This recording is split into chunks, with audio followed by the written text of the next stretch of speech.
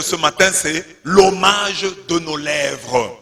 L'hommage de nos lèvres. Partant des lectures du jour, nous avons choisi comme thème de méditation l'hommage de nos lèvres. En effet, s'adressant à Osée, le Seigneur dit, s'adressant au peuple d'Israël à travers Osée, le Seigneur dit, revenez au Seigneur en lui présentant ses paroles.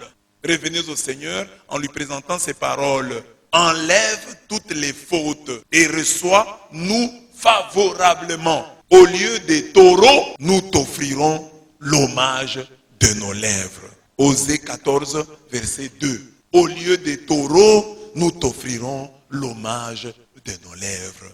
Les lèvres. Au lieu de taureaux, nous t'offrirons l'hommage de nos lèvres.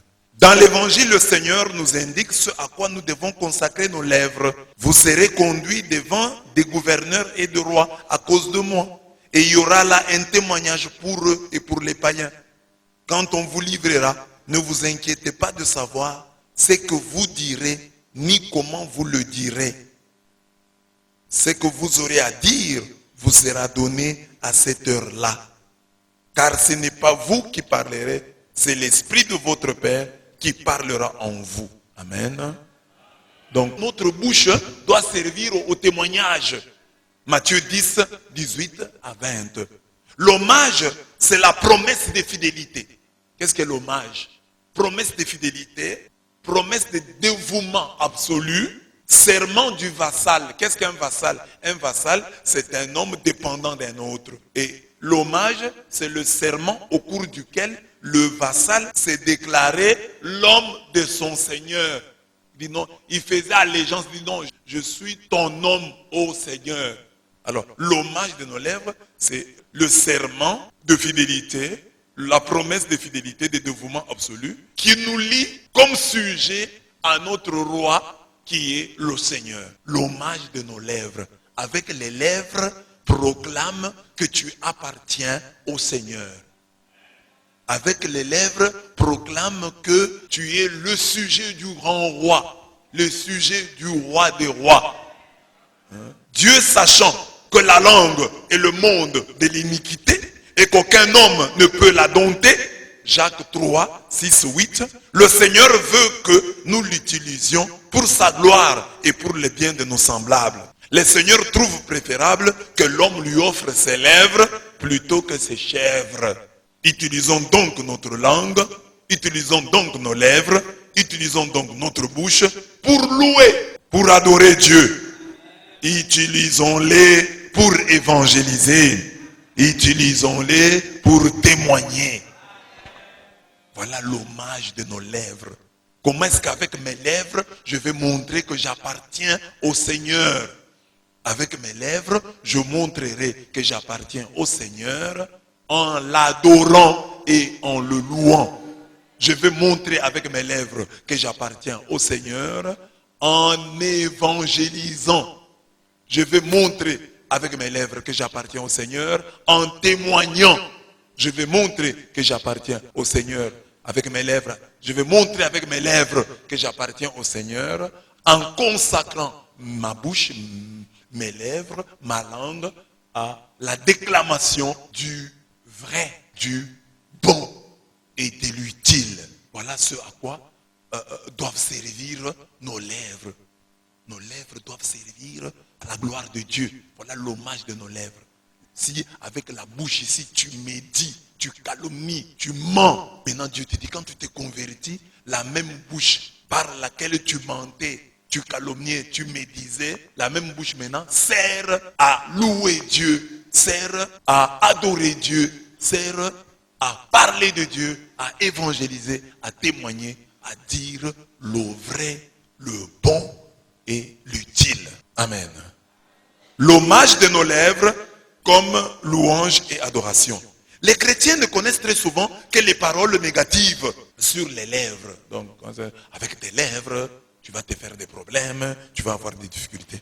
Ces paroles mettent très souvent le cœur au-dessus des lèvres. Souvent, quand la Bible parle des lèvres, elle en parle en mal. Les lèvres, on les distingue généralement du cœur. On les met en dessous du cœur. Par exemple, on dit, ils prennent plaisir au mensonge. Ils bénissent de leur bouche et ils maudissent dans leur cœur. Psaume 62, 5. C'est ça que nous connaissons. Les lèvres ont mauvaise presse. La Bible en parle souvent en mal, les lèvres. Ce peuple m'honore des lèvres, mais son cœur est éloigné de moi. Matthieu 15, 8. C'est que nous savons, les lèvres, la Bible en parle souvent en mal. Les lèvres ont mauvaise presse dans la Bible. Mais dans la première lecture de ce jour, nous entendons un autre son de cloche. Le Seigneur dit à son peuple, reviens Israël à Yahweh ton Dieu, car c'est ta faute qui t'a fait trébucher. Munissez-vous des paroles et revenez à Yahweh. Dites-lui, enlève toute faute et prends ce qui est bon. Au lieu des taureaux, nous te vouerons nos lèvres. Ça est notre version. Au lieu de taureaux, nous te vouerons nos lèvres. Nous t'offrons nos lèvres. Nous t'offrons l'hommage de nos lèvres. Au lieu de t'offrir des chèvres, des taureaux, des vaches, nous t'offrons l'hommage de nos lèvres. Nous te vouons nos lèvres. Nous te consacrons nos lèvres. Donc on peut consacrer à Dieu ses lèvres. Ce texte est beau. Il montre que les paroles de nos lèvres en tant que louange et adoration sont une véritable offrande qui vaut plus que de taureaux. Donc quand tu dis de bonnes paroles à Dieu, quand cette bouche que Satan utilise souvent, mais tu l'utilises pour la gloire de Dieu, c'est plus qu'une offrande. Donc il ne faut pas hésiter à dire du bien de Dieu. Il ne faut pas hésiter. Que ta bouche ne sèche jamais quand il s'agit de louer et d'adorer le Seigneur. En effet, la vraie louange et la vraie adoration sont des prières désintéressées. Comme je vous l'ai dit souvent, les prières qui sont puissantes, la louange, l'adoration, l'intercession. Là, l'homme oublie ses intérêts. Il ne voit que les intérêts de Dieu. Soit loué, soit exalté. Il ne demande rien. Il loue Dieu. Il dit du bien de Dieu. Alors, la louange et l'adoration sont des prières prisées par Dieu, aimées par Dieu.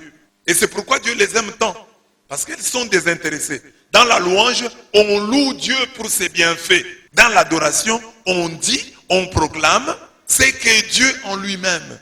Quand tu dis, merci Seigneur pour la vie que tu me donnes. Ça c'est la louange. Quand tu dis, gloire et louange à toi Seigneur, toi qui es l'alpha, qui est l'oméga.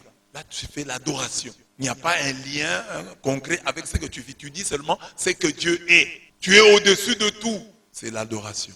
Seigneur, merci pour la joie. C'est la louange. Mais comme vous le savez, entre les deux, les frontières sont poreuses.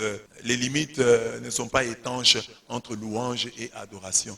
Donc, on est dans l'adoration, on est dans la louange. Donc, c'est difficile de les distinguer toujours. Même quand on loue, il y a un peu d'adoration qui entre dans la louange. Quand on adore, il y a un peu de louange qui entre. C'est difficile de dire, mais ici, il n'y a que l'adoration sur l'adoration. Dans la louange et dans l'adoration, il y a une bonne place réservée à la rénonciation et à la dénonciation de Satan. C'est pourquoi Osée écrit, Assur ou Assur ne nous sauvera pas. Nous ne monterons plus sur des chevaux et nous ne dirons plus notre Dieu à l'œuvre de nos mains. Quand on loue Dieu, on abaisse. Quand on élève Dieu, on abaisse par le fait même les autres forces. C'est-à-dire qu'on dit, oh voilà, Seigneur, tu n'es pas comme les dieux des hommes qui ont une bouche et qui ne parlent pas. Donc dans la louange, il y a aussi l'abaissement. On élève Dieu, tout en élevant Dieu, on abaisse. Voilà pourquoi on loue Dieu, mais on dit, Assur ne nous sauvera pas. Nous ne monterons plus sur des chevaux et nous ne dirons plus notre Dieu à l'œuvre de nos mains. Quand vous louez Dieu, quand vous l'adorez, vous abaissez en même temps les forces du mal. L'adorateur de Dieu, c'est lui qui lui offre l'hommage des lèvres, doit proclamer, il n'y a de salut en aucun autre. Il n'y a sous le ciel aucun autre nom qui ait été donné parmi les hommes par lequel nous devions être sauvés. Acte 4, 12. C'est pourquoi Dieu l'a souverainement élevé et lui a donné le nom qui est au-dessus de tout nom, afin qu'au nom de Jésus, tout genou fléchisse dans les cieux, sur la terre et sous la terre, et que toute langue confesse que Jésus-Christ est Seigneur, à la gloire de Dieu le Père. Donc quand on loue Dieu, on l'élève. On dit, il n'y a personne d'autre. Il n'y a que toi. Je n'ai que toi. Ça c'est dans l'adoration. Ça c'est dans la louange. Dieu veut que nos lèvres servent à ça. Qu'avec tes lèvres tu dises, il n'y a que toi, papa. Il n'y a pas d'autre salut. Assur ne nous sauvera pas. Fachi ne nous sauvera pas. Mobutu ne nous sauvera pas. Kabila ne nous sauvera pas. Fayulu ne nous sauvera pas. Katumbi ne nous sauvera pas. C'est toi qui nous sauveras. C'est ça, la louange, l'adoration. Nos lèvres doivent servir à ça. Papa ne me sauvera pas, maman ne me sauvera pas, Monsieur l'abbé ne me sauvera pas. C'est toi qui vas me sauver. Je mets mon espoir en toi. Tes lèvres doivent servir à dire ça à Dieu. Il faut dire à Dieu ces choses-là. Hein? L'hommage de nos lèvres, hein, c'est aussi nos cris et nos acclamations. Quand nous crions, c'est l'hommage de nos lèvres. Parce que quand nous allons au stade, nous crions. Quand nous sommes joyeux, nous crions. Quand nous avons de la douleur, nous crions. Alors, quand nous sommes devant Dieu, nous devons aussi crier. Amen. Un chrétien qui ne crie pas, c'est un chrétien problématique.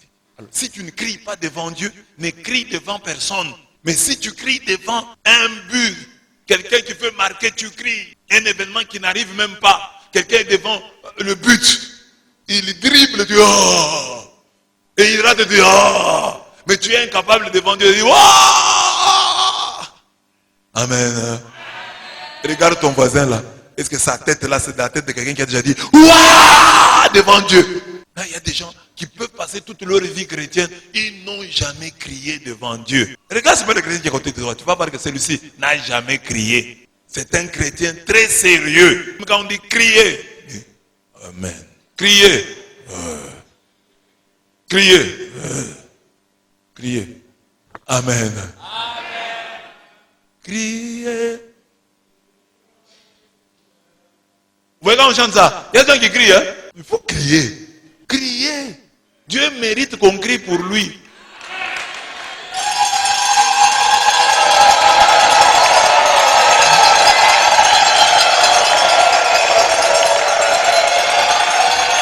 Amen.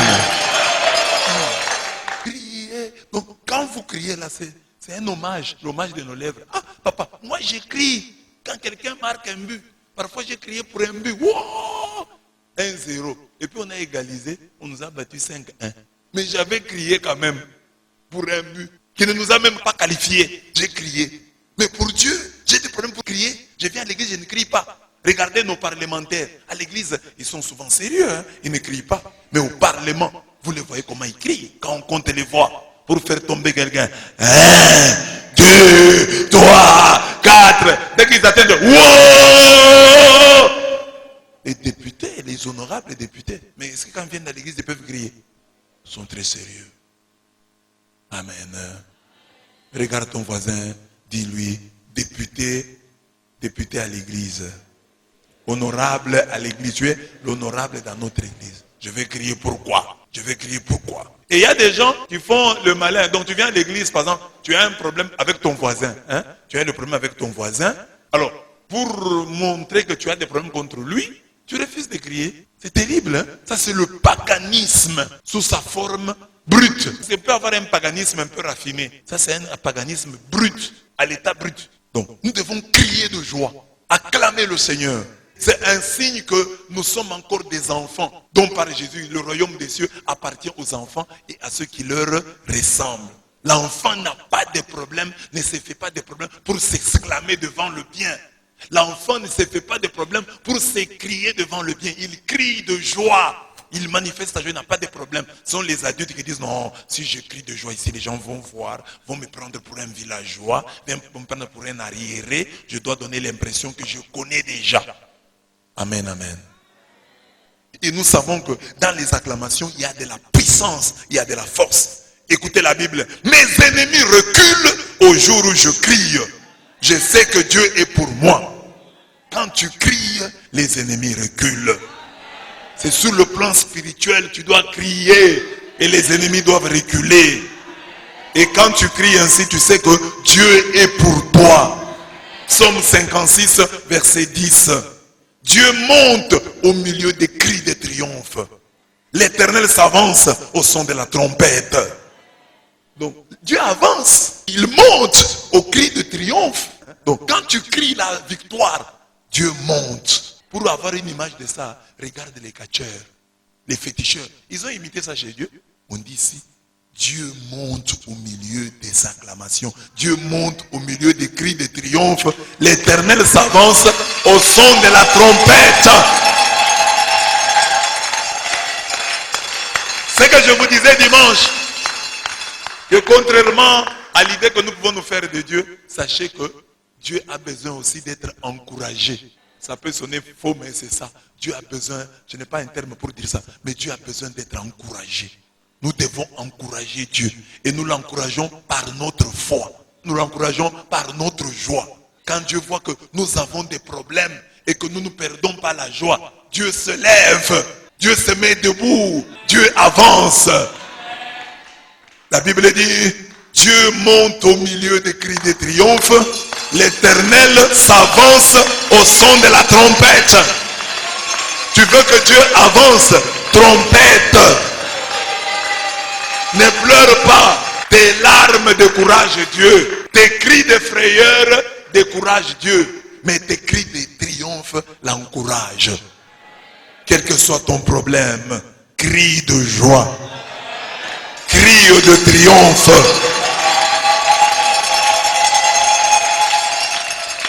Pas seulement aujourd'hui quand j'en parle, mais chaque jour de ta vie. Sois reconnu par le ciel. Sois reconnu par les enfers, sois reconnu par le monde des ténèbres, que tu es un crieur devant l'Éternel. Psaume 47, verset 5. Quand un malheureux crie, l'Éternel entend et il le sauve de toutes ses détresses.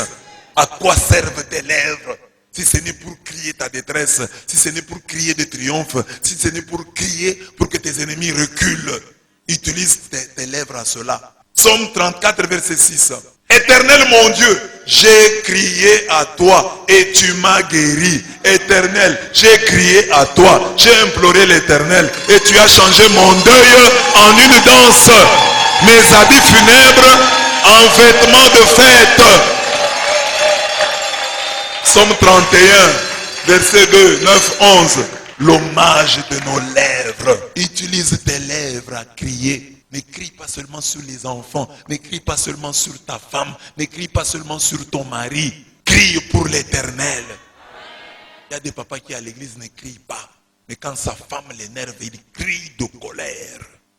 Il y a des gens qui ne crient pas ici à l'église, mais ils crient ailleurs, dans les bars, ils crient, dans les hôtels, ils crient.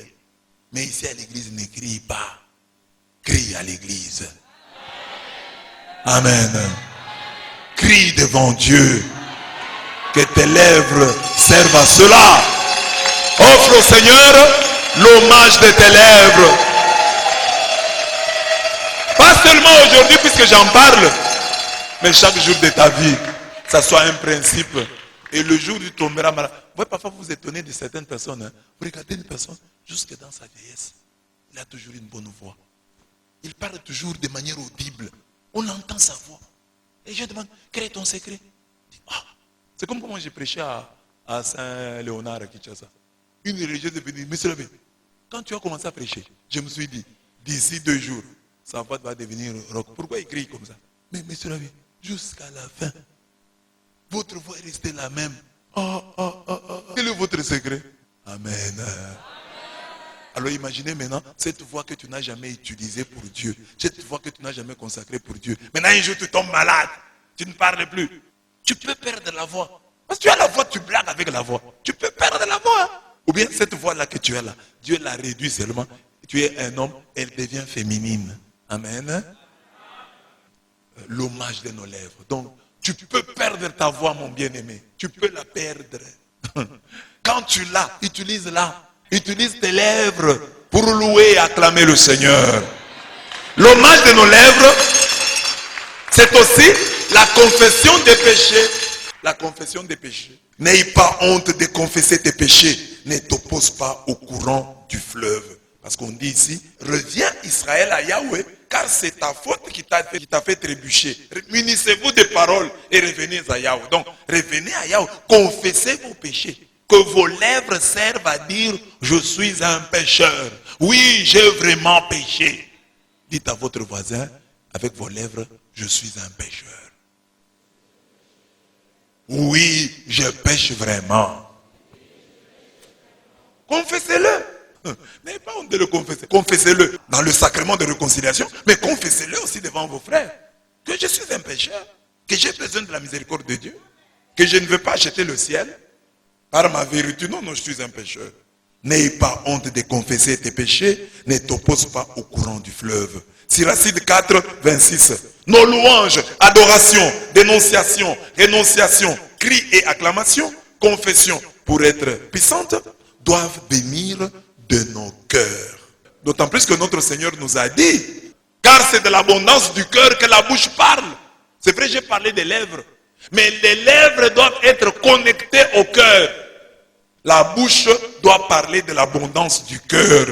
L'homme bon tire de bonnes choses de son bon trésor, et l'homme méchant tire de mauvaises choses de son mauvais trésor. Je vous le dis, au jour du jugement, les hommes rendront compte de toute parole vaine qu'ils auront proférée. Car par tes paroles, tu seras justifié, et par tes paroles, tu seras condamné. Matthieu 12, 34-37. La Bible déclare, si quelqu'un ne bronche point en parole, c'est un homme parfait, capable de tenir tout son corps en bride. Si un homme ne bronche pas en parole, c'est un grand saint. Or nous tous nous bronchons. Mais si quelqu'un échappe à cette faiblesse, oh, il est grand. De cette déclaration, nous pouvons tirer la conclusion suivante. Puisque l'homme prêche trop en parole, c'est lui qui parvient à mettre sa langue, sa bouche, ses lèvres au service de la louange et de l'adoration est un grand homme. Il est redouté par le diable et ses démons. Nous sommes donc interpellés à devenir des paroliers du cœur de Dieu. Sachant que lorsque l'hommage de nos lèvres vient du cœur et s'exprime à travers notre attachement au Seigneur, nous devenons puissants. Lorsqu'Éphraïm parlait, c'était une terreur. Il s'élevait en Israël, mais il s'est rendu coupable par Baal et il est mort. Lorsque tu rends à Dieu l'hommage de tes lèvres et que tu luttes pour que ce que disent tes lèvres soit connecté à ton cœur, tu deviens puissant. Tes paroles deviennent puissantes. Tu vas vivre ce que dit cette écriture. Lorsqu'Éphraïm parlait, c'était une terreur. Il s'est levé en Israël. Il parle comment? Il parle comme ça, on l'écoute. Mais il s'est rendu coupable par Baal. Il est devenu idolâtre et il est mort. Sa parole ne porte plus. Ta parole doit porter. Et pour ça, il faut te garder. Il faut te conserver. Il faut rester connecté à Dieu. Pour que tes paroles puissent porter. Amen. Dis à ton voisin que ta parole porte. Que ta parole soit plus forte. Et pour que ta parole soit plus forte, il faut que toi, tu sois sérieusement connecté à Dieu. Amen. L'hommage de nos lèvres à travers la louange et l'adoration. J'ai dit, adorons le Seigneur, louons-le. Quand nous le louons, nous l'élevons au-dessus de tout. Et en l'élevant au-dessus de tout, nous abaissons toute autre force. Louons Dieu. Disons ce qu'il est. Disons ce qu'il a fait pour nous. Disons-le en criant de joie, en criant de triomphe. Utilisons nos lèvres à confesser nos péchés. Reconnaissons que nous sommes des pécheurs et que nous avons besoin de la grâce divine. Amen. Amen. Et sachons que quand nos lèvres sont connectées à notre cœur, nous devenons puissants. Nos paroles portent plus de fruits. Nos paroles sont plus agissantes. Amen. Hommage de nos lèvres comme évangélisation. Nous savons que le Seigneur, après avoir reçu le rapport des disciples sur l'évangélisation, leur dit, je voyais Satan tomber du ciel comme l'éclair. La tombée du tombeur. Luc 10, 18. Satan est très dérangé chaque fois que l'évangile est prêché, accueilli avec joie. Donc on peut prêcher l'évangile tristement, Satan est content. On peut accueillir l'évangile tristement, Satan est content. Satan est dérangé lorsque l'évangile est prêché avec joie et accueilli avec joie. Voilà. Amen. Alors que chacun fasse sa part. Moi comme évangéliste, comme prédicateur de la parole, je fais un effort pour prêcher avec joie. Vous comme auditeur de la parole, faites aussi des efforts pour écouter avec joie. C'est ça qui effraie le diable. Je vous dis toujours, si vous avez des problèmes avec les voisins, et que chez vous, le voisin entend des pleurs, il est content ou il n'est pas content? Il est content. Mais quand le voisin entend chez vous des cris de joie, il est comment? Il est mécontent, il est dérangé. Alors, si nous sommes des amis de Dieu et des ennemis du diable, suivons la parole de Dieu avec joie. Car notre joie dérange Satan. Le prédicateur fait un effort pour prêcher avec joie, avec amour. Le diable est dérangé par les prédicateurs. Mais il faut que le diable soit aussi dérangé par les auditeurs. Par ceux qui écoutent la parole, par leur joie. Vous voyez, si quelqu'un passe ici, il entend ici des cris de joie, il va s'inquiéter. Qu'est-ce qui se passe là-bas? Il y a quoi? Il y a quoi? Il va se poser des questions. Alors, mais si vous êtes triste, vous ne suivez pas la parole, il va dire, bon, c'est rien. Donc, il faut être joyeux. Amen. Amen. Dieu a besoin d'être encouragé. Entre guillemets. Mais si Dieu a besoin de ça, il monte au cri de triomphe. Si Dieu monte, Dieu avance. Quand nous crions, quand nous trompetons, Dieu avance. Que dire du prédicateur qui n'est qu'un humain? Tu es là dans une assemblée, tu prêches, les gens ne réagissent pas. Tu vas avancer comment? Tu arrêtes. Il faut que les chrétiens, par leur cri, par leur joie, t'aident à avancer. Mais les chrétiens ne comprennent pas ça. Que le prêtre ici a besoin aussi d'être encouragé pour qu'il avance. Et vous savez, il y a des prêtres qui disent, ah, c'est un mauvais prédicateur. Ce n'est pas un mauvais prédicateur. Il est peut-être un prédicateur timoré, un prédicateur timide. Il commence timidement. C'est votre réaction qui l'aidera à devenir un bon prédicateur. Quand il dira une chose et que vous direz Amen, il va dire, ah, j'ai dit quand même une chose importante. Donc, je peux encore trouver une autre. Il dit encore, il connaît maintenant les choses importantes. Il dit, quand j'avais dit ça à tel endroit, les gens avaient dit Amen. Il va réunir toutes les paroles qui provoquent les Amen du peuple de Dieu et il va faire une bonne homélie. Il va devenir un bon prédicateur. C'est vous qui l'avez aidé. Mais s'il fait des choses, vous ne dites rien. Vous êtes là comme si vous n'entendiez rien. Mais il sera découragé. Ah non, il ne prêche pas bien. Vous l'avez encouragé. Vous l'avez encouragé. L'abbé Clophas, un jour, est allé prêcher quand j'étais à Izumpanchi. Lui faisait à l'époque 15 minutes, 9 minutes, 10 minutes de prédication. Il arrive à Izumpanchi, mes jeunes là, qui étaient vraiment rodés. L'abbé Clophas commence comme ça. Parce que mes jeunes de Izumpanchi disaient Amen même déjà à la lecture. Quand tu lis par exemple les béatitudes à Izumpanchi. Errez les pauvres en esprit, Amen. Au point que l'abbé Célestin Pouy est venu dire la messe là-bas. Il dit, heureux les pauvres en esprit. Les gens disent, Amen. Car le royaume des cieux est taillé. Amen. L'abbé Pouy s'arrête. Que ça ne soit pas un dérangement. Il a cru que c'était un dérangement. Il dit, non, ce n'est pas un dérangement comme ça.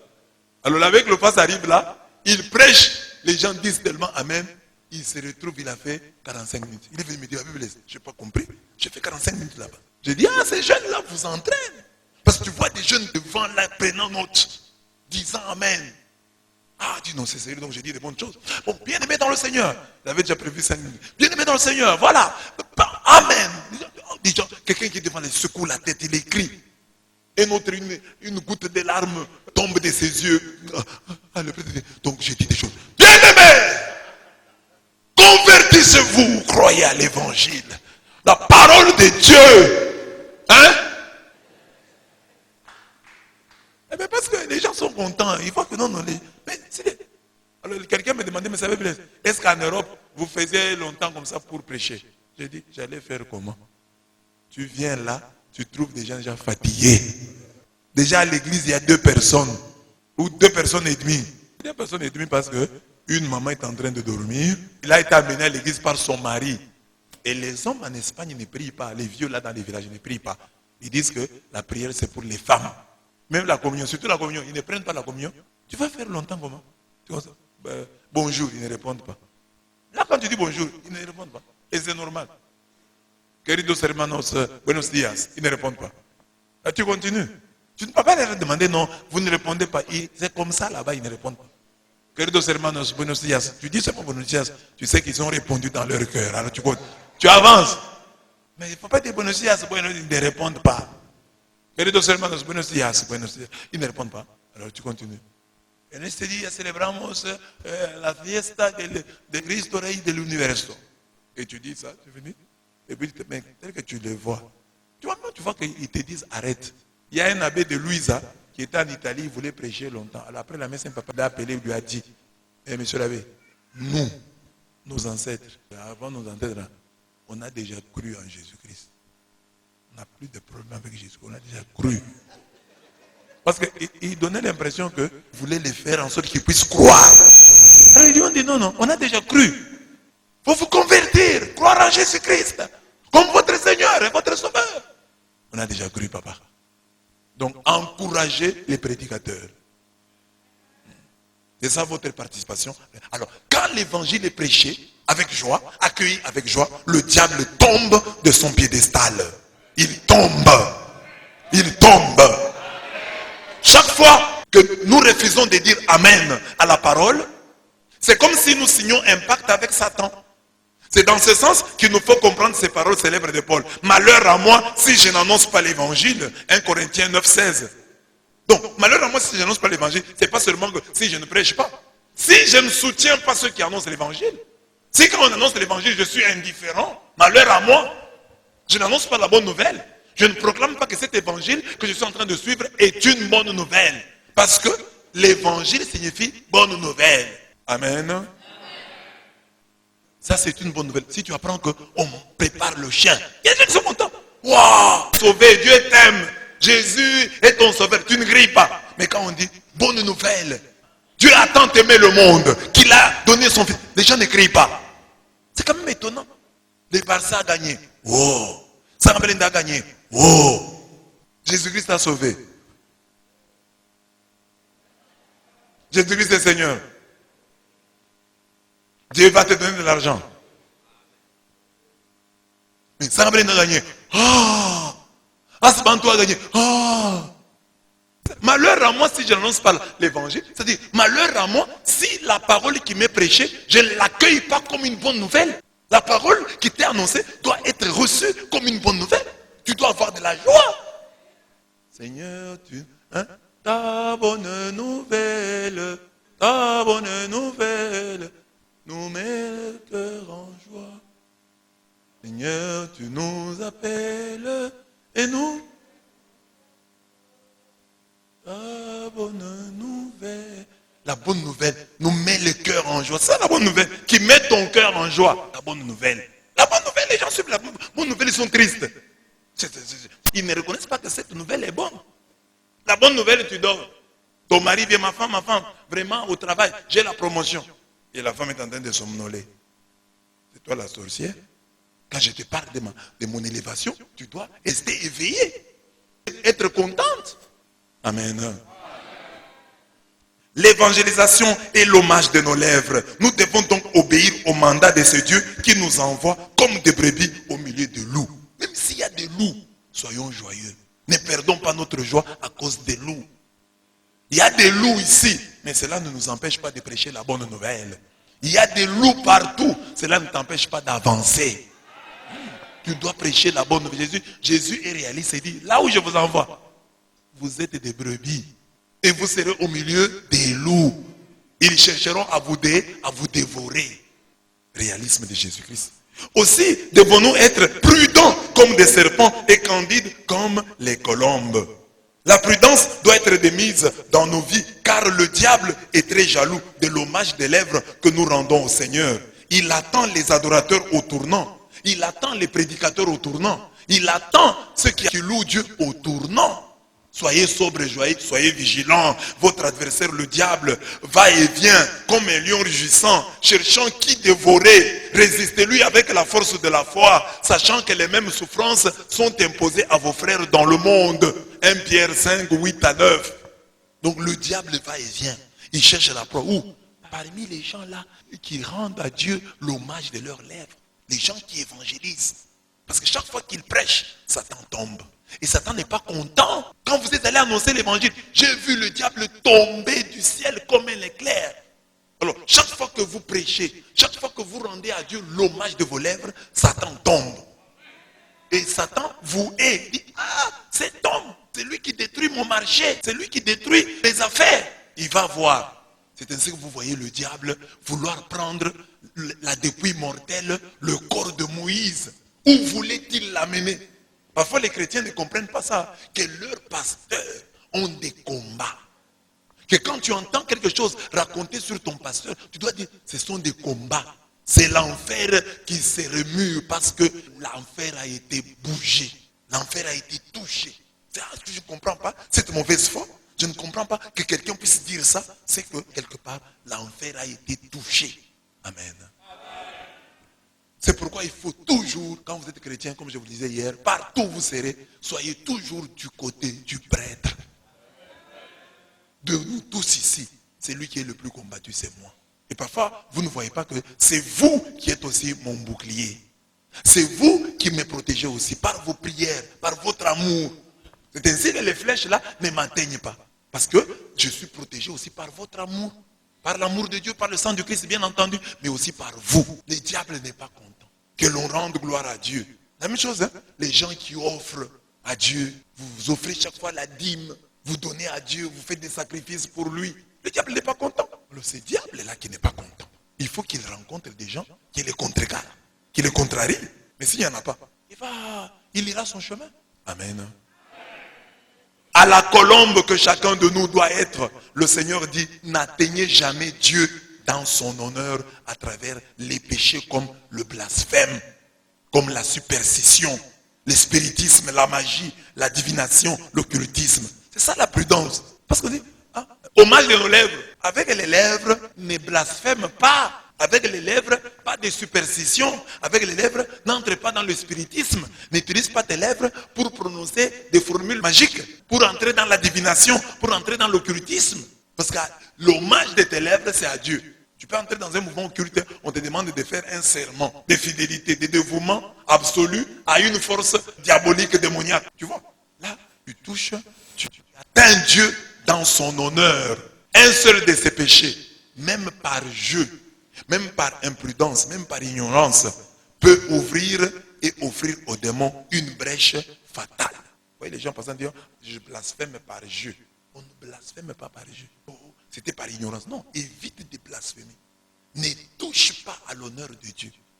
Quand tu entres dans la superstition, c'est-à-dire les fausses croyances, il faut que je fasse ça. Par exemple, toi tu es un enfant de Dieu. Tu dis maintenant à tes enfants qui t'ont volé de l'argent, je vais aller chez les féticheurs. Tu as touché Dieu, tu as atteint Dieu dans son honneur. Parce que Dieu doit être l'unique que tes enfants doivent craindre. Mais toi tu utilises les fétiches. Je ne vais pas aller toucher aux fétiches. Mais papa, toi tu me parles tout le temps de Dieu. Maintenant les fétiches viennent faire quoi ici? La magie, l'occultisme et toutes les pratiques corollaires. Prenez vos Bibles, ouvrez, vous allez trouver des cheveux là-bas, prenez ces cheveux, mettez dans l'eau, vous allez boire. Et tu fais ça, tu as atteint Dieu dans son honneur. Donc tu l'as lui mis en bas et tu as élevé une autre puissance que tu ignores. Les fétiches, l'occultisme, qu'on trouve chez toi. Personne qui fasse passer son fils ou sa fille par le feu. Personne qui exerce le métier de devin, d'astrologue, d'augure, de magicien, d'enchanteur. Personne qui consulte ceux qui évoquent les esprits ou disent la bonne aventure. Personne qui interroge les morts. Car quiconque fait ces choses est en abomination à l'Éternel. Et c'est à cause de ces abominations que l'Éternel, ton Dieu, va chasser ces nations devant toi. Tu seras entièrement à l'Éternel, ton Dieu. Sois entièrement à l'Éternel, ton Dieu. Je vais aller consulter tel. Tu ne sais pas celui que tu consultes, il est sous quelle motion, il est sous quelle force. Parce que quand quelqu'un se présente devant vous, il dit, il est féticheur. Vous allez fuir. Les gens n'aiment pas les féticheurs. Mais pour se faire accepter, les féticheurs se fait passer pour un prophète. Comme ça, vous allez l'accepter facilement.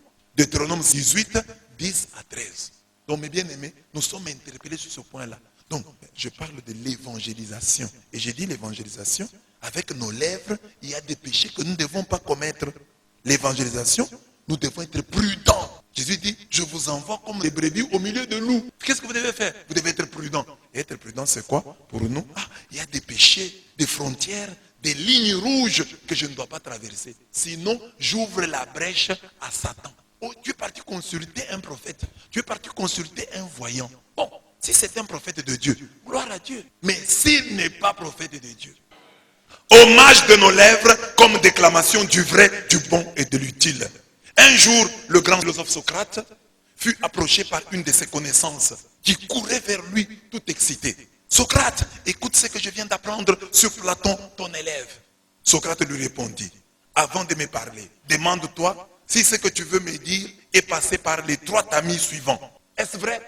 Est-ce bon? Est-ce utile? À toutes ces questions, il répondit par la négative. Socrate, je vais te raconter une histoire. C'est ce que j'ai entendu sur Platon, ton élève. Socrate lui dit, mais ce que tu veux me dire là, tu l'as fait passer par les 3 tamis. Il dit, quels sont les 3 tamis? Est-ce que ce que tu me dis est vrai? Ce que tu veux me raconter là, est-ce que c'est vrai? Il dit, bon, pas tellement, mais j'ai entendu les gens en parler. Voilà, premier tamis, il a déjà échoué. Deuxième tamis, est-ce que ce que tu me dis là est bon? Il dit, c'est pas bon, c'est pas une bonne histoire. Ce sont des mauvaises choses qu'a faites Platon, ton élève. Bon, est-ce que ce que tu me dis là est utile? Il dit, non, c'est pas utile. Alors, il ne faut pas me raconter ça. Ne me dis pas ça parce que ce n'est ni vrai, ni bon, ni utile. Ne me dis pas. Si donc tu désires me dire quelque chose de mauvais et d'inutile au sujet de Platon, sans être certain que c'est vrai. D'abord, cette chose-là est mauvaise, elle est inutile, et puis tu n'es pas sûr que c'est vrai. Alors pourquoi tu me dis ça? Ne me dis pas. Que tes lèvres servent à dire ce qui est vrai, ce qui est bon, ce qui est utile. Pour un chrétien, l'hommage des lèvres, c'est la vérité. Renoncez aux mensonges et que chacun dise la vérité à son prochain. Dites la vérité. Est-ce que c'est vrai? Oui, c'est vrai. À moins que tu prouves que c'est vrai. Ah non, j'ai aussi entendu les gens parler. Tu as vu? Non, je n'ai pas vu. Non, ce sont les gens qui disent. Alors, tais-toi, ne les raconte pas. Parce que tu ne l'as même pas vu. Tu n'es même pas sûr que c'est vrai. Tais-toi. Mais celui qui a dit là, c'est son proche. Non, c'est pas vrai. Ne raconte pas ça. Ne rapporte pas ce qu'on te raconte. C'est pas vrai. Éphésiens 4, 25. Renoncez aux mensonges et que chacun dise la vérité à son prochain. Dis que la vérité. Ah, ce que tu veux raconter là, est-ce que c'est bon? Non, c'est pas bon. Des histoires comme, oh, tel a volé l'argent de tel. C'est pas bon. Tel a des relations avec tel. C'est pas bon. Alors, ne raconte pas ce qui n'est pas bon. Que de votre bouche ne sorte aucune parole mauvaise. Mais s'il y a lieu, dites quelques bonnes paroles qui servent à l'édification et communiquent une grâce à ceux qui l'entendent. Ah, dis quelque chose qui va édifier les gens. Platon a aidé un pauvre. Ah là, ça c'est bien. Comme ça, moi aussi, je vais aider les pauvres. Mais quand on te dit, tel a couché avec telle fille, ça t'aide en quoi? Ça t'aide en quoi? En quoi ça c'est bon pour toi? Ça renforce ses capacités, ça te rend plus sain.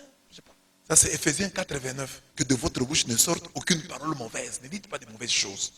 Hein? Dites une bonne parole. Tout est permis, mais tout n'est pas utile. Tout est permis, mais tout n'édifie pas. Ce que tu dis doit édifier. Il faut que quelqu'un dise, à partir de ce que tel m'a dit sur tel autre, j'ai commencé à faire ceci. J'ai changé de vie, j'ai changé de comportement. Je suis devenu plus mûr, je suis devenu plus adulte. Mais ce que tu me racontes va m'aider à quoi? Je vais seulement rire, je vais seulement me moquer de l'autre. Mais est-ce que je vais avancer dans ma vie? Au contraire, ça peut même me détruire. Parce que souvent, ce que nous racontons aux autres, sur les autres, est nuisible à nous-mêmes et aux autres. Parce que si tu apprends, par exemple, que tel papa de cette église, que tu prends pour un saint, aurait commis tel forfait, ça va faire quoi? Ça va diminuer ta foi. C'est ça, non? Même lui. Donc moi, je suis quand même bien. Il a fait ça. Ça va diminuer ta foi. Donc ce que tu racontes sur les autres là, au lieu de les édifier, au lieu de les aider à grandir, les détruit.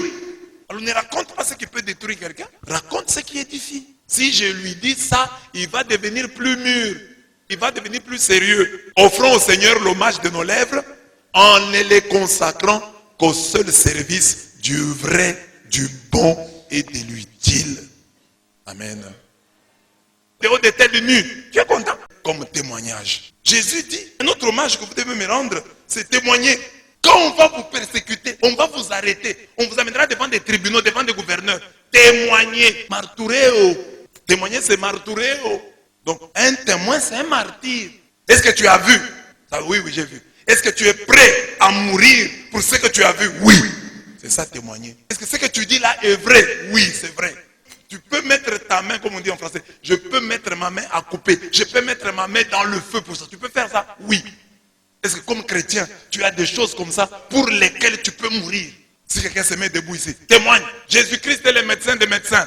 Tu es sûr que Jésus est médecin des médecins? Il t'a guéri toi. De quoi? Ah non, c'est ce que j'apprends aussi, les gens disent ça. Je n'ai pas vraiment comme tel de témoignage, mais j'ai entendu les gens parler. Tu n'es pas témoin, tu es un témoin sans témoignage. Et tu ne peux pas mourir pour ça. Vous voyez, les apôtres sont témoins comment? Ils étaient des peureux. Mais lorsque le Saint-Esprit est descendu sur eux, ils ont fait l'expérience, lorsqu'ils ont fait d'abord l'expérience de la Pâque, ils ont vu le Christ ressuscité. Ils ont reçu le Saint-Esprit. Ils sont devenus insaisissables, inarrêtables. Parce que la force de ce qu'ils avaient vu, la force de ce qu'ils avaient expérimenté, leur donnait un tel courage qu'ils ne pouvaient reculer devant rien, devant personne. C'est ça le chrétien. Il faut que dans les choses de Dieu, tu deviennes témoin. C'est-à-dire un homme et une femme capables de donner sa main à couper, de livrer sa vie pour cette vérité-là. Tellement c'est vrai, tellement c'est vital, tellement y renoncer vous paraîtra comme une haute trahison. C'est-à-dire par exemple, Dieu vous est apparu, comme vous êtes ici. Dieu vous est apparu et vous a dit, je suis ton Dieu, je vais faire ceci. Alors à cause de ça, les gens veulent te tuer maintenant. Tu as vu Dieu vraiment, on te tue. Bon, si tu es sûr que tu avais vu Dieu et que quelqu'un dit, il va te tuer, à ce moment-là, tu es prêt à mourir. Mais si c'était faux ou si c'était flou, tu vas refuser de mourir. Mais une chose dont tu es certain, et tu es convaincu que ça vient de Dieu, et tu es convaincu que la vie est dedans, tu es prêt à mourir pour ça. Est-ce que vous m'avez compris?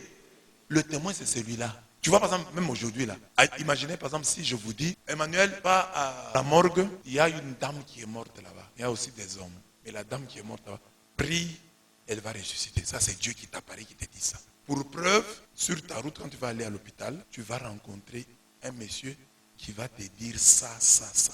Et après quelques minutes, tu vas rencontrer encore une dame qui va te dire ça, ça.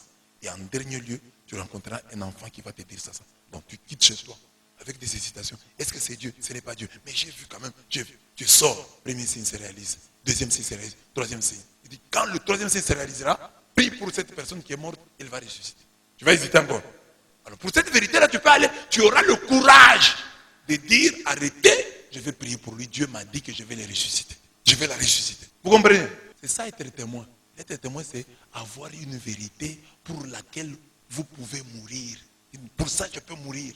Je ne raconte pas des histoires. S'il faut mourir pour ça, je vais mourir. Ça, Jésus veut que nous soyons des témoins à ce point-là. C'est ça. Donc quand tu es un catholique, il faut que tu sois un catholique témoin. Tu as le témoignage de la vie de ton église, de la présence de Dieu dans ton église. Et ça va faire que pour rien au monde, tu ne quitteras ton église. Parce que tu dis, non, moi j'ai des témoignages de Dieu dans cette église. Dieu m'a répondu ici. Dieu m'a soutenu ici. J'ai vu Dieu ici. Alors, maintenant, je ne peux pas l'abandonner. Mais si tu es un catholique sans témoignage, à la moindre complication, tu vas changer. À la moindre difficulté, tu vas changer. Parce que tu n'as pas de témoignage. C'est ainsi que le temps présent vous est donné par Dieu pour que vous ayez des témoignages. C'est après avoir eu des témoignages qu'on rend témoignage. Parce que le verbe c'est rendre témoignage. Comment peux-tu rendre témoignage si tu n'en as pas? Il faut avoir le témoignage à rendre. Et ça, c'est le temps du témoignage. Il faut emmagasiner des témoignages que vous rendrez le moment venu. Toi, tu es une fille. En tout cas, moi, je viens t'épouser.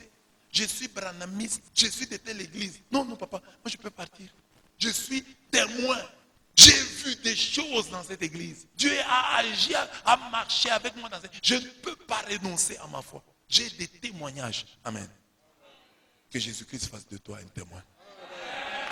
Que Jésus-Christ fasse de toi un témoin. Et si tu es un témoin, tes lèvres serviront à cela. Tu ne reculeras pas devant le gouverneur. Oh, un gouverneur, non, je ne recule pas. On vous traduira. Hein? Méfiez-vous des hommes. Ils vous livreront au Sanhédrin. Sanhédrin, c'est le grand tribunal religieux. Avec des grands juges religieux qui te jugent à partir des Écritures. On dit, on vous traînera là-bas. Ils vous flagelleront dans leur synagogue. Vous serez traduits devant des gouverneurs et des rois. Vous vous retrouverez même devant les rois. À cause de moi. Pour rendre témoignage. C'est-à-dire qu'avant de rendre, il faut déjà avoir le témoignage. Donc, ça c'est le temps d'avoir le témoignage. J'ai prié, Dieu m'a répondu. J'ai fait ceci, Dieu m'a parlé. Je lui ai demandé si je l'ai reçu. Quand vous en avez, alors vous allez rendre témoignage. Si vous avez des témoignages, vous n'aurez pas de difficultés. Vous n'allez pas vous demander qu'est-ce que je vais dire. Vous avez les témoignages. Le Saint-Esprit vous fera parler. Vous rappellera ce que Dieu a fait pour vous. Amen. Hein? Je donne ici le témoignage du martyr de Saint Polycarpe. À l'entrée de ces saints vieillards dans l'amphithéâtre, Saint Polycarpe de Smyrne, à l'entrée de ce saint vieillard dans l'amphithéâtre, tous les chrétiens présents entendirent une voix mystérieuse qui lui disait: courage Polycarpe, combat un homme de cœur. Le proconsul lui demanda: es-tu Polycarpe? Oui, je le suis. Aie pitié de tes cheveux blancs, maudis le Christ et tu seras libre. Écoutez la réponse de Polycarpe. Nous pouvons la lire nous tous. Il y a 86 ans que je le sers et il ne m'a fait que du bien. Comment pourrais-je le maudire? Il est mon créateur, mon roi et mon sauveur. Ça c'est le roi qui lui demande: sais-tu que j'ai des lions et des ours tout prêts à te dévorer? La réponse de Polycarpe: puisque tu te moques des bêtes féroces, je te ferai brûler. Je ne crains que le feu qui brûle les impies et ne s'éteint jamais. Fais venir tes bêtes, allume le feu, je suis prêt à tout. Nous attendons: je suis prêt à tout. Toi, tu es prêt à tout. Toi, que les lions viennent, même le feu, j'accepte. Mais je ne veux pas maudire le Christ. Polycarpe de Smyrne. Amène tes lions là. Amène le feu. Moi, je ne crains qu'un feu, hein? Le feu de l'enfer. De toutes parts, dans l'amphithéâtre, la foule sanguinaire s'écrie: il est digne de mort, Polycarpe au lion. Mais les combats des bêtes féroces étaient achevés. On arrêta qu'il serait brûlé vif. Comme les bourreaux se préparaient à l'attacher sur les bûchers, il leur dit: c'est inutile, laissez-moi libre, le ciel m'aidera. Il n'y a pas à me lier, laissez-moi libre. Je ne veux pas fuir, le ciel m'aidera. Il dit: laissez-moi libre, je vais mourir lié. Les saints lèvent les yeux au ciel et prient. Tout à coup, la flamme l'environne et s'élève par-dessus sa tête, mais sans lui faire aucun mal, pendant qu'un parfum délicieux embaume les spectateurs. Donc quand ils étaient là, les gens sentent un parfum délicieux. À cette vue, le bourreau lui perce le cœur avec une épée. Il perce le cœur avec une épée. On le tue donc. Quand nous sommes persécutés et que nous avons pris la décision de ne pas trahir, de ne pas renier le Christ, le Saint-Esprit nous prend en charge et parle en nous. Pour Jésus, la persécution est une voie que Dieu utilise pour nous offrir des voyages missionnaires. Donc on vous persécute ici, allez ailleurs. Comme ça vous allez voyager partout dans le monde. La persécution commence lorsque la différence entre nous, les démons et les leurs, saute aux yeux. À ces sujets, il juge étrange que vous ne couriez pas avec eux vers ce torrent de perdition. Et ils se répandent en outrage. Ils en rendront compte à celui qui est prêt à juger vivants et morts. Comment est-ce que les gens te persécutent? Quand ils voient que tu deviens différent d'eux. Volons. Non, je ne vole pas. Trichons. Je ne triche pas. Mentons. Je ne mens pas. Les gens vont commencer à te persécuter. 1 Pierre 4 à 5. La persécution humaine ou diabolique est souvent le signe qu'on est de Dieu. Si le monde vous hait, sachez que moi, il m'a pris en haine avant vous. Si vous étiez du monde, le monde aimerait son bien. Mais parce que vous n'êtes pas du monde, puisque mon choix vous a tiré du monde, pour cette raison, le monde vous hait. Rappelez-vous la parole que je vous ai dite, le serviteur n'est pas plus grand que son maître. S'ils m'ont persécuté, vous aussi, ils vous persécuteront. S'ils ont gardé ma parole, la vôtre aussi, ils la garderont. Jean 15, 18 à 20. Le diable nous fait tomber à travers le reniement et l'apostasie. Simon, Simon, voici que Satan vous a réclamé pour vous cribler comme le froment. Mais pour toi, afin que ta foi ne défaille point. Toi donc, quand tu seras revenu, affermis tes frères. Luc 22, 31 à 32. Donc le diable nous réclame. Ça c'est qui? Lambert, ça c'est qui? Maman Francine, ça c'est qui? C'est Frédéric, ça c'est qui? C'est Junior. Je les réclame. Ce petit l'a prié beaucoup. Cette fille l'a prié beaucoup. Je la veux. Donc chaque fois que tu es tenté, c'est aussi une occasion pour témoigner. Nous savons ce qui est arrivé à Pierre après cet oracle. Il n'a pas rendu au Christ l'hommage de ses lèvres. À 3 reprises, il a renié son divin maître. Mais pour réparer ce triple réuniment, le Seigneur a offert à Pierre l'occasion de lui rendre l'hommage des lèvres à travers sa triple déclaration d'amour. Seigneur, tu sais tout, tu sais bien que je t'aime. Puisque mes bien-aimés, nous tous quelque part, nous avons déjà trahi le Christ avec nos lèvres. Alors, quand nous en avons l'occasion, ne laissons pas passer l'opportunité de pouvoir lui déclarer notre amour. Comme ce matin. Est-ce que hier, je n'ai pas renié le Christ? Est-ce que hier, je n'ai pas déplacé de langage? Aujourd'hui, j'ai l'occasion de bien parler. Il faut que je parle. Tu le sais, Seigneur, tu sais que je t'aime. Il n'a pas dit, non, moi je t'avais trahi hier, maintenant là, je ne vais rien dire. Non, je t'ai trahi. Mais maintenant, j'ai l'occasion de te dire mon amour. Amen. Que le péché d'hier ne t'empêche pas de faire le bien aujourd'hui. Tu as péché hier. Aujourd'hui, Dieu te donne l'opportunité de lui rendre hommage avec tes lèvres. Ah, j'ai péché hier. Tu continues. Non, j'ai péché. Ne soyons pas de ces gens-là moins spirituels. Quand il voit quelqu'un, il a péché hier là-bas, il le voit à l'église en train de prier. Oh Seigneur, je t'aime. Tu dis même tu aimes Dieu. Ce que tu as fait hier là. Ce que j'ai fait hier là, c'est hier. Aujourd'hui, je l'aime. Ce que j'ai fait hier là, c'est Pierre régnant Jésus. Aujourd'hui, c'est Pierre aimant Jésus. Ah, toi, on t'a vu. On a vu ce que tu as fait hier au marché. Oui, ce que j'ai fait hier au marché là, j'ai mal fait. Mais aujourd'hui, je viens pour me racheter. Je l'ai renié. Mais ce matin, je viens confesser mon amour. Et le diable, il faut être prudent. Le diable est très malin. Il veut t'enfoncer. Toi, avec ce que tu as fait hier là, tu viens encore aujourd'hui pour prier. Dieu ne va pas entendre ta prière. Dis au diable, ce n'est pas ton problème. Ce n'est pas tes oignons. Moi, je vais parler à Dieu. Pierre l'avait renié, non? C'est Jésus lui-même qui vient à lui. Simon, est-ce que tu m'aimes? Avant, il lui avait dit, le diable te réclame. Maintenant, il dit, Simon, est-ce que tu m'aimes? Il dit, je t'aime, papa. Je t'aime. Malgré ce que j'ai fait hier. Même si j'étais renié. Mais pour l'amour, je t'aime. Amen. Il y a des gens que nous aimons. Mais malgré ça, cela ne nous empêche pas de commettre des erreurs. L'amour que tu as envers quelqu'un ne peut pas t'empêcher de commettre des erreurs. L'amour que tu as envers Dieu ne t'empêchera pas de commettre des erreurs. Les erreurs, tu les commettras. Mais l'amour que tu as envers Dieu ne te permettra pas de t'enraciner, de t'installer dans tes erreurs. Tu les commettras, mais tu ne t'installeras jamais. Parce que chaque fois, tu auras toujours mal au cœur. Tu demanderas toujours pardon. Tu voudras toujours réparer. Est-ce que vous avez compris? Que le diable ne puisse pas vous avoir. Oh non, comme j'ai péché, je ne peux pas témoigner. Par exemple, tu as péché hier. On dit, exhorte-nous un peu. Non, je ne suis pas dit. La même bouche ici, j'ai injurié ma femme hier. Tu as injurié ta femme, c'était hier. Aujourd'hui, cette parole qu'on te donne, c'est Dieu qui te donne l'opportunité de lui rendre témoignage. Rends témoignage. Oh, les chrétiens, nous sommes comme ça. Nous tous ici. Là, vous acclamez parce que vous avez l'impression qu'on parle de vous. Mais mettez-vous à la place de quelqu'un d'autre. Je prends l'exemple ici, au Congo. Mike Kalambaï, avec ce qu'il a fait. Si c'est vrai ou si c'est faux. Tel, est-ce qu'ils ont encore le droit de nous parler de Dieu? Pour nous, c'est fini. Leur carrière est finie. Qu'est-ce que Mike peut nous dire encore? Qu'est-ce que tel va nous dire encore? Non. Si ce qu'ils ont fait là est vrai ou faux, si c'est vrai, considérons-les comme Pierre régnant Jésus. Mais maintenant, ce qu'ils peuvent faire, considérons-les comme Pierre confessant son amour envers Jésus. Il a renié Jésus 3 fois. 3 fois, il lui a dit, je t'aime. Qui est sûr que dans le cœur de tout pécheur, il n'y a plus l'amour de Dieu?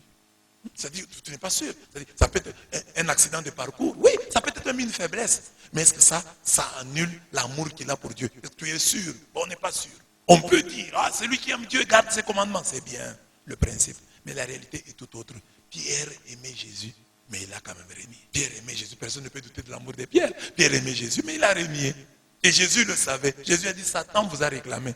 Mais quand tu seras revenu, affermis tes frères. Quand tu seras revenu, affermis tes frères. Tu as commis l'erreur hier. Aujourd'hui, reviens. C'est ce que dit la première lecture. Revenez à moi. Aujourd'hui, tu es revenu, parle. Qu'un péché ne t'empêche pas de louer Dieu. Qu'aucun péché ne t'empêche de prêcher. Hein? Tu as péché, prêche. Tu as péché, dis que Dieu est bon. Même si je pêche, il est bon. C'est moi qui n'ai pas la bonne compréhension. Mais Dieu reste bon. Reviens à Dieu. Qu'aucun péché ne t'empêche de louer Dieu. Ah, comme j'ai péché hier là, maintenant je viens à l'église, on met adoration, je n'arrive plus à adorer. Adore-le comme il est miséricordieux. Dis-lui, tu es le miséricordieux. Tu es le miséricordieux. Et même introduit dans cette prière-là, c'est que tu penses là. Seigneur, tu es le miséricordieux. C'est vrai, hier j'ai péché et aujourd'hui je suis là à te louer. Peut-être que je peux faire ça comme une sorte de corruption. Mais Seigneur, j'ai dit que tu es le miséricordieux. Tu restes miséricordieux. Le monde peut dire, ah, il fait ça pour corrompre Dieu. Il fait ça pour nous mentir. C'est de la poudre qu'il nous jette aux yeux. Mais moi j'ai dit, tu es miséricordieux. Moi, le pécheur d'hier, je t'adore aujourd'hui comme le miséricordieux, comme le Dieu lent à la colère et riche en bonté. C'est ça. Il ne faut pas, maintenant, à cause d'un péché, tu détruis toute ta vie. C'est ça notre tendance. À cause d'un péché, il ne peut plus parler. À cause d'un péché, il ne peut plus chanter. Donc, lui, avec son péché, il chante. Laisse-le chanter. Ça, c'est une autre vie. C'est une autre page. Il a commis des erreurs, laisse-le chanter. Si Dieu lui-même est mécontent, il va le tuer quand il chante là. Parce que Dieu est capable que quelqu'un qui a péché, quand il vient chanter pour lui, Dieu le tue sur place. Mais Dieu ne le tue pas. Qui es-tu toi pour le tuer? Laisse-le chanter. Ah non, comme il a fait commettre cette erreur, il ne peut plus chanter. Bon, Dieu qui est puissant, qui l'empêche. Mais Dieu le laisse. Si Dieu le laisse, laisse-le aussi. Amen. J'ai dit ça, seulement pas pour les hommes de Dieu, les chantres de Dieu. Je l'ai dit même pour ton mari. Parce qu'il y a des mamans ici, quand son mari a commis une erreur, il n'a plus une prière à faire à la maison. Dès que le mari a commis une erreur, maman a découvert dans le téléphone de son mari un message. Le mari ne peut plus entonner la prière. Dès que le mari dit, notre Père, la femme dit, Dieu, avec ce que tu fais là, toi tu as Dieu, toi tu connais Dieu. Avec ce que tu fais là. Maman, ce que j'ai fait hier là, c'est Pierre régnant Jésus. Ce que j'ai fait maintenant, c'est Pierre confessant Jésus. Donc, que personne ne vous décourage. Soyez comme David. Il a pris la femme d'autrui. Il a tué le mari d'autrui. Psaume 51, 52, 53, 54. Donc, c'est comme si, avant le péché, il avait écrit 50 psaumes. Si on dit que les psaumes appartiennent à David. Sans péché, 50 psaumes. Psaume 51. Donc, il pêche. Il écrit 51, 52, 53, 150. Donc, sans péché, il avait écrit 50 psaumes. Avec les péchés, il a écrit 100. 54, 55, 56, 57, 58, 59, 100, 120, 130, 140, 141, 142, 143, 144, 145, 146, 147, 148, 149, 150. Et dans le psaume 152, que tous ceux qui respirent louent le nom de l'Éternel. Pour autant que je respire, j'ai péché mais je respire, je loue le nom de l'Éternel. J'ai volé mais je respire, je loue le nom de l'Éternel. J'ai fait tout le mal dont tu m'accuses là, mais je respire, je loue le nom de l'Éternel. Pas parce que je n'ai pas péché, mais parce que je respire. Que tous ceux qui respirent louent le nom de l'Éternel. Est-ce que vous respirez? Est-ce que vous respirez? Est-ce que vous respirez? Mettez-vous debout, louons le nom du Seigneur. Mets-toi debout et loue le nom du Seigneur. Loue le nom du Seigneur. Parce que tu respires. Malgré mes péchés, je respire. Malgré mes erreurs, je respire. Malgré mes absences, malgré mes contradictions, je respire. Et c'est pour ça que je te loue. Je ne te loue pas parce que je suis saint. Je ne te loue pas parce que j'ai fait des choses, des œuvres grandioses. Mais je te loue simplement parce que je respire. Même si je ne le mérite pas. Même si je ne le mérite pas. Je respire. Et ce matin, je viens te dire merci. Parce que étant pécheur, je respire. Avec toutes mes erreurs, je respire. Et c'est pour ça que je te bénis, Seigneur, ce matin. Je te bénis, Seigneur, ce matin. Je te bénis, Seigneur, ce matin. Parce que je respire. Parce que je respire. Que ton nom soit béni. Que ton nom soit loué. Que ma bouche chante ta louange. Que ma bouche chante ta louange. Que ma bouche chante ta louange. Que ma bouche chante ta louange.